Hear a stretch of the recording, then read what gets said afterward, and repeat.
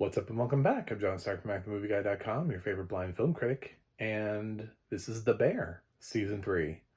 It's a review of the whole season. I'm doing the whole season for you, all 10 episodes. Some spoilers beware, I guess, because it's a season review slash recap, although this is not intentionally a spoiler recap. But there will be spoilers in here. I'm not going to break down episode by episode monotonously like that. So, this is on Hulu, and it does finally have audio description. I included this in a couple things because it originally dropped without audio description. It got audio description, I would say, about 48 hours later ish. Obviously I wasn't there for the exact moment. It's ballparking it. So I'm a little late on The Bear because I had already started to do series reviews of other shows that dropped around the same time, which you've seen me drop series reviews of Supercell, My Lady Jane, and that 90s show, because I was already sort of further along on those. And then The Bear got audio description. So it's the last one of this block. After this, you're going to get a review of Wandla, which was on Apple Plus. But so this is already being reviewed by everybody and touted as whatever. You know, it's funny how everybody just latches onto The Bear, and we have giant conversations about it. The first conversation I like to have about it is, this is not a comedy. This is a drama. And they keep leaning into that more and more and more and more and more and more away from comedy. And I don't know why we keep running this in comedy. It doesn't even have the mix that Hacks does. Like, Hacks certainly ended its season on a very dramatic moment, like a very heavy moment. But it clearly had lots of comedic moments. Here, I struggle to find those comedic moments other than like a smirk, like that was cute, you know, which is basically the same thing that you get from a show like Mr. and Mrs. Smith, which has those moments as well. But Mr. and Mrs. Smith is running in the drama category. So I think people realize that when you have more drama than comedy, that you should be running in drama. So The Bear is really not being categorized correctly. Is it afraid that it's not dramatic enough to be able to compete with, you know, like The Handmaid's Tale or something like that? I don't know. But my favorite moments are dramatic, not comedic. There aren't that many comedic moments anyway, but I think the weight behind certain episodes are the best moments. So I think that's the takeaway that most people get. And I think the awards, when people are going to be winning awards this coming go around, it's going to be for dramatic moments. When people talk about season 2, they're going to talk about like Carmi's panic attack, and that'll get him his Emmy, you know? It's not going to be because he was funny. It's going to be because he had a mental breakdown in a freezer on camera. And that's when he gets an Emmy for Best Actor in a Comedy Series. So, you know, up against actors who actually make people laugh. So that's a conversation I'd love to have, but nobody wants to have that conversation. We just want to talk about how good The Bear is. Of course The Bear is good.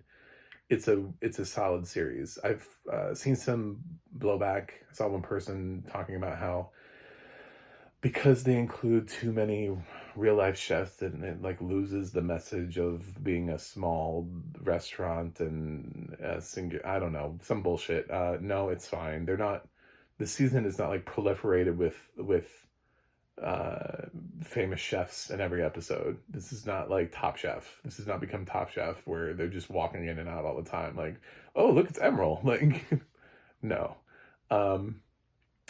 What it is this show builds to the final episode where there's sort of a revered chef who we've met, whose restaurant is closing, and they all, some of the gang goes there to be at the closing. Basically, just Carmi, Sydney, and Richie end up going to that and shutting that place down. And thanks for the memories. But there, they actually did get real chefs to come in and talk about their experiences and make it more realistic and sort of bring these characters in, like the bear is part of this restaurant world, to give it more of that realistic feel. It worked for me, even though it's the worst audio described episode, because it can't possibly be, because I think like solid 15 minutes of that episode were just going around the table between all these chefs, and they're sharing stories, and it's like nonstop talking. So like the audio description just like dips. It's just there's nowhere to put it. But then I didn't know who was talking. I didn't know who these chefs were. So that's the problem from the blind perspective. Is great. I got what the scene was. I got what they were doing, but specifically, I have no idea who any of these people are. But their stories, sure, I got it. I hear it. And it's it's a nice moment, and it's it's all what we've built up to. So for the whole season, Carmine has quit smoking, and he's trying to figure out how to take the bear to the next level, and he's sort of forcing his ideas on everybody. He calls them non-negotiables, which drives Richie insane because he disagrees with a lot of them. And of course, he just spent time in a fancy restaurant, so he does have some idea of what it is that they do. And Carmine, of course, comes from also a fancy restaurant, so they're clashing. And so there's a front of house, back of house clash that runs throughout the whole season. Um, and Richie loses staff, like people quit, and he has to like replace them. And Carmine is having a hell of a time back, because basically what he wants is a new menu every night. He wants to keep it fresh every single night, like new recipes. Not even like creating a book, like a list of recipes that they do, but like fresh recipes. So it's not even like it's like a rotating, like, oh, we'll do this night and this, and we'll pick this, you know. He just seems to be coming up with recipes every night, which Sydney kind of seems to want to say something about, but she just doesn't. And she accepts when Carmine is nice enough to her to mention that she would have part of an ownership stake in the bear. So that's sort of Carmen's path. We do see him. He has more to do this season than he did in season 2. But he still feels like he has the season long narrative thread.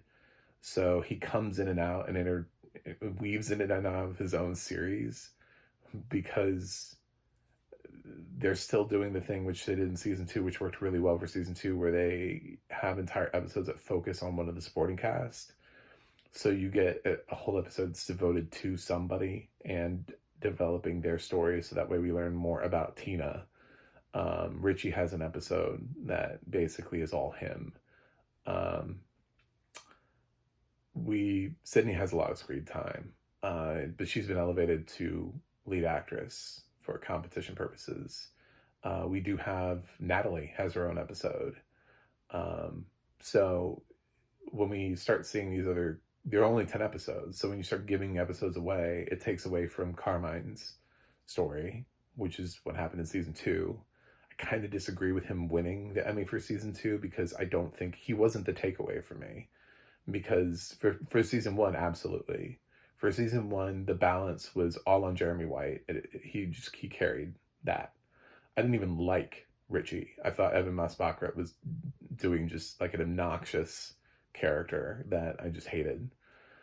In season 2, they fleshed him out, and suddenly he went from being my least favorite character to being my favorite character, which was one hell of a turnaround. And I'm giving Evan so much credit for that, because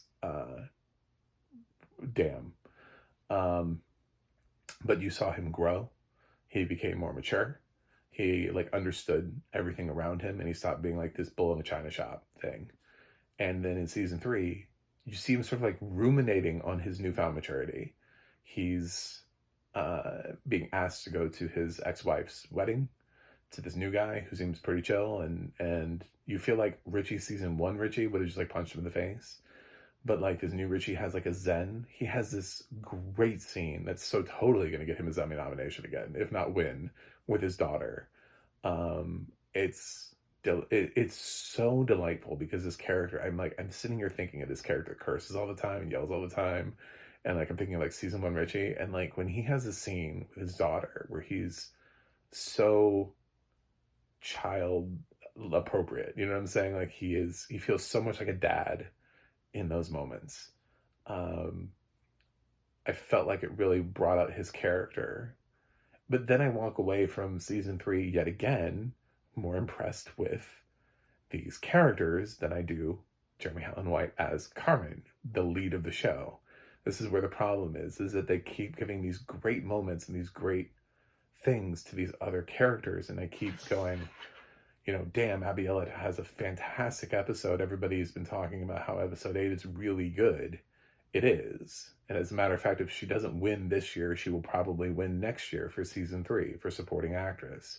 She has a really hard time beating Hannah Einbinder right now because Hannah had such a strong season in Hacks. I don't know that she can.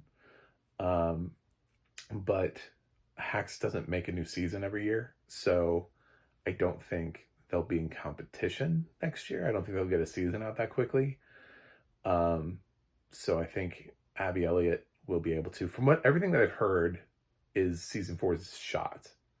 By the way, I heard that Hulu knows that because of the shooting schedules for some of these people, like Emma Moss-Baccarat has Fantastic Four, Iowa Debris is in a ton of things, Jeremy Allen White is in a ton of things. These people are getting really famous and fast. That Hulu had them shoot season 3 and 4 back to back, which is why I got an early season 4 renewal, is so that they could do that, so they could get both seasons shot. And basically, I do believe 4 is in the can, so they'll just release it next year. Meanwhile, everybody can go do their movies. So yeah, I think Abby Elliott has a really good shot. Her episode, which she shares, is also Jamie Lee Curtis's episode, which she's fantastic in, once again. And she should be winning for season 2 this year for Best Guest Actress in a Comedy Series. She's fantastic. I loved John Bernthal, how they brought him back in. He has, the writers here, they know what they're doing, and they're giving these people these excellent moments so they can fill out Emmy ballots. John Bernthal definitely get a guest actor in a comedy series nomination. His time on the show is excellent, superb. I really don't understand why Oliver Platt is not considered a guest actor and why he's considered actually part of the cast. He doesn't have that much screen time. He's definitely not in the restaurant all the time. He comes in and out, and he actually has a really nice scene. For the first time, I actually sort of really got around Oliver Platt being like oh yeah, maybe we should look at this guy. I've always loved Oliver Platt as an actor, but I honestly didn't even really know he was on The Bear until like it was pointed out to me. Like his character didn't make that big of an impact to me, but apparently it did to other people. And then I was like, oh, that was Oliver Platt? Oh my god. And so then I tried to pay more attention to it. I was like, this character isn't really doing anything. He does have a really good moment in season 3 where he just kind of has this like hard talk with Carmine about the future, which is left wide open at the end of the season, as to what may or may not happen in the future, because basically we're left with it could go either way. This could go either way type of ending. So the one spoiler I do have to talk about, because I didn't like how they chose to do it, and obviously we get a parallel here, and I get haha. The story about flying too close to the sun and bird, you a little too close to the sun here. Your wings are singed, riders of the Bear. You have singed your wings. They're a little black on the edge. You might want to check them out. Just a little on fire. The season basically also ends on a panic attack. You can't end every single season on a panic attack, guys. You did it once, it worked. You can't do it again with a different character. Like, we can't just have a different character keep ending every single season in a panic attack. That's not, This is not that. That's not. First of all, you're supposed to be a comedy. You're competing for best comedy series.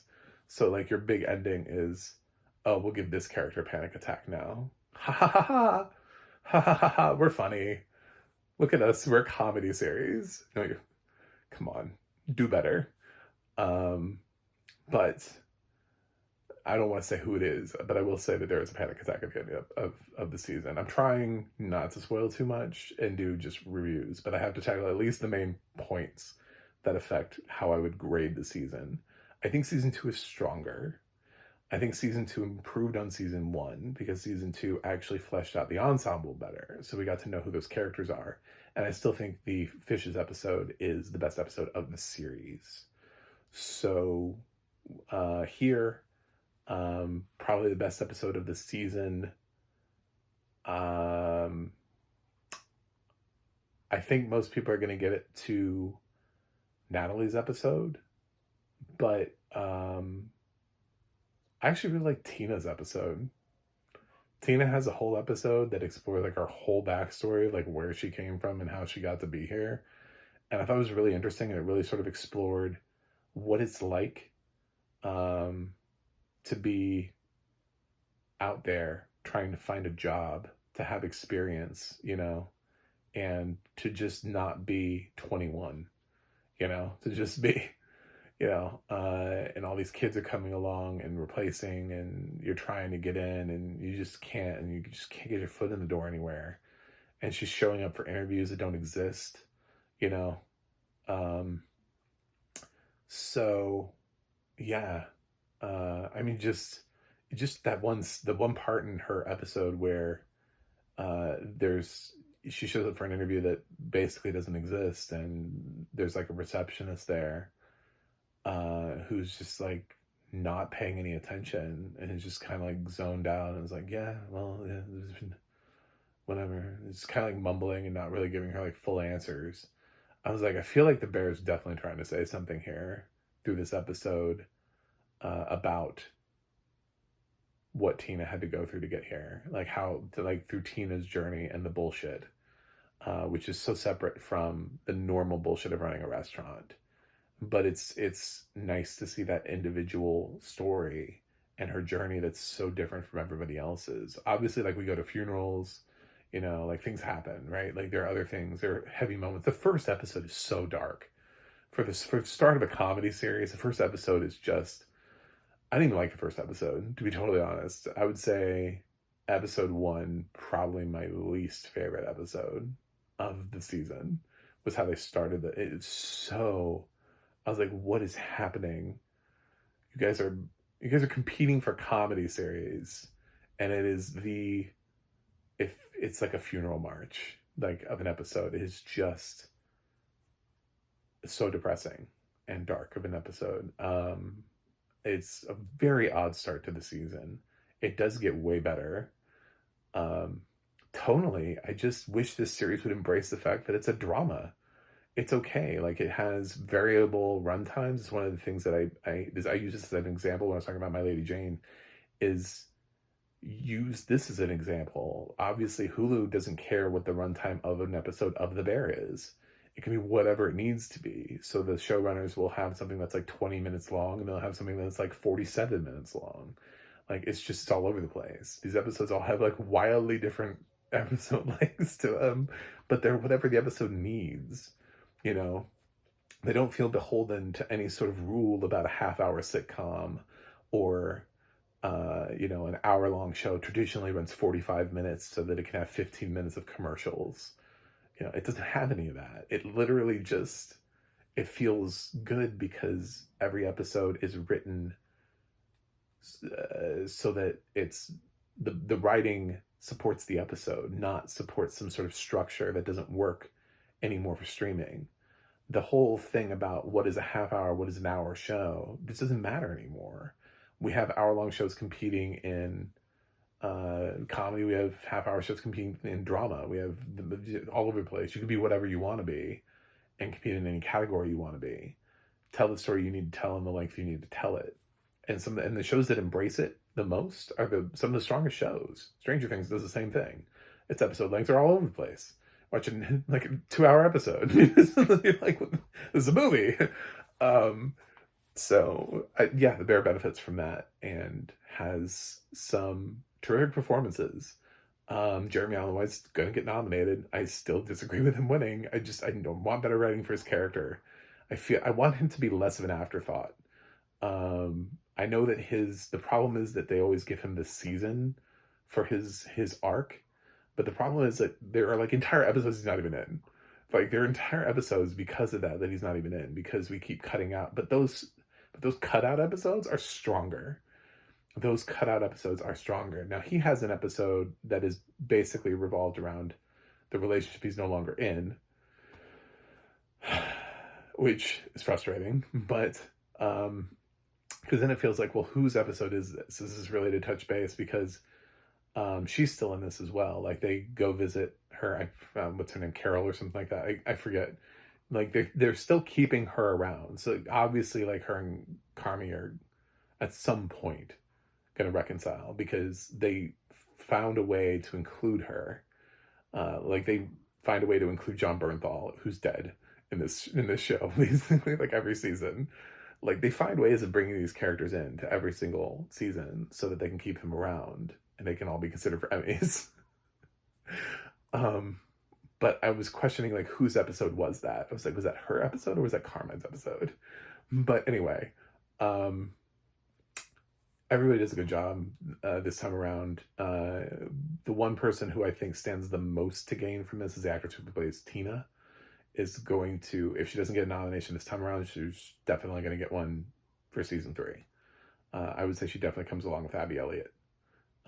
If she doesn't get the nomination this time, Abby Elliott is definitely getting a nomination next year, probably winning, to be just totally honest. I think Eben has some great moments. Oliver Platt, could materialize into a nomination. We'll see. As far as the other supporting male cast, I don't know that I would put anybody over Oliver Platt here. I don't know. Marcus has some good stuff, but he didn't get the episode quite like he did in season 2. He makes more of a sense for season 2 than he does for season 3. Like I would swap. Like I would give Marcus a nomination for season 2, and then I would give Oliver Platt the nomination for season 3. And obviously Iowa Devery is definitely going to get. She's locked. She has a lot to do here. I just don't want to spoil any of it because her stuff is the most spoilery, which is why I've dodged a lot of it, and I haven't talked enough about Iowa Devery because I really can't, without spoiling a lot of the season. So, yeah, this is. I think it's a solid season. I think it's just a little bit less than season 2. It's better than season 1. I did not like season 1 as much. I thought it was okay. I thought when the praise came in for the bear, like it was like, the second coming. I was like, this is a bit much. It's not the second. I don't think this is the second coming, guys. I think there are better shows on the air right now. I think season 2 got a lot stronger, and then season 3 is benefiting from a lot of the ideas that they set forth in season 2, which is why it works. And it does have more of a Carmine presence, although, man, I can't. Some of those episodes in season 2, I don't know if we can ever beat them. I don't know if they can ever beat the Fishes episode. Like, I don't know if that ever will happen. I don't know how we beat that. That's such a perfect episode in and of itself. I think it will always be the best episode in The Bear. I think some people really love the episode this season with Abby Elliott and Jamie Lee Curtis. Great. I still don't think it beats the Fishes episode. It's a really strong episode, but I don't think it beats it. So, audio description is dependent upon the episode. So it's really hard to grade this. It's 0.360, narrated by Roy Samuelson. It was written by, oh man, I forgot the guy's name, but it's Court something. Court Soto? Written by Court Soto. I got it. I figured it out. I got it. It's in there. I'm not terrible. Written by Court Soto. What I like about the narration, I know not everybody loves Roy's narration. I do. Most of the time when he's appropriate for it. I have a fancy dance review that maybe says we should probably have gotten somebody who's Native American for this. But um, what I like here is that you can actually hear, like during certain parts where it's supposed to be happier, he actually gets happier. You know what I'm saying? Like he feels, you can feel the elation coming out of his narration in certain scenes where it's supposed to be happy, where there's like a party celebrating and everybody's celebrating, and he seems like he's genuinely celebrating with them, which is really good. And he's also good at handling the moments where he backs off and it's more somber and the moment is not as happy. So he manages mood and theme very well, which is what makes him a good narrator. The writing is strong as it can be. There's a lot of dialogue here. This can't possibly win like a best written because of the way, unfortunately, the way that the show is shaped and described makes it really hard for Court to fill out those moments. Like I said, I swear there was like 15 minutes in the final episode without any audio description, because it's just chef after chef after chef after chef after chef after chef. So it'd be like trying to do audio description for this review. Impossible. You wouldn't be able to do it because I haven't stopped talking.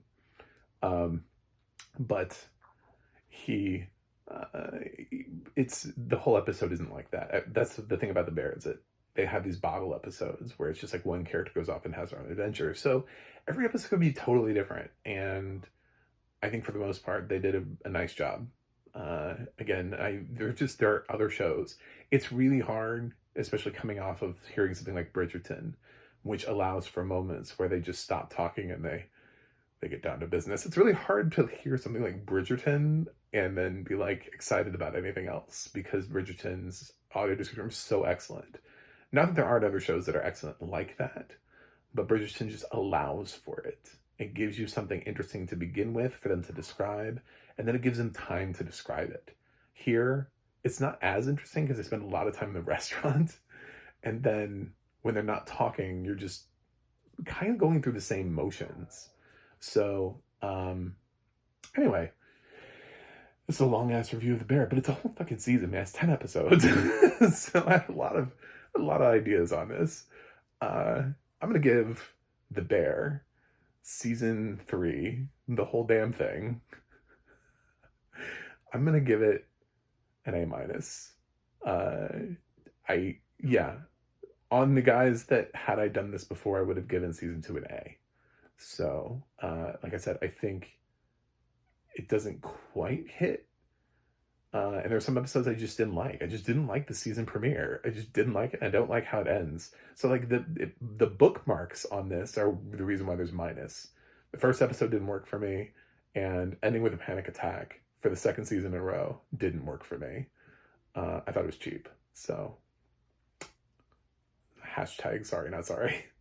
Anyway, thanks for watching. Thanks for subscribing, and I will see you guys on the other side.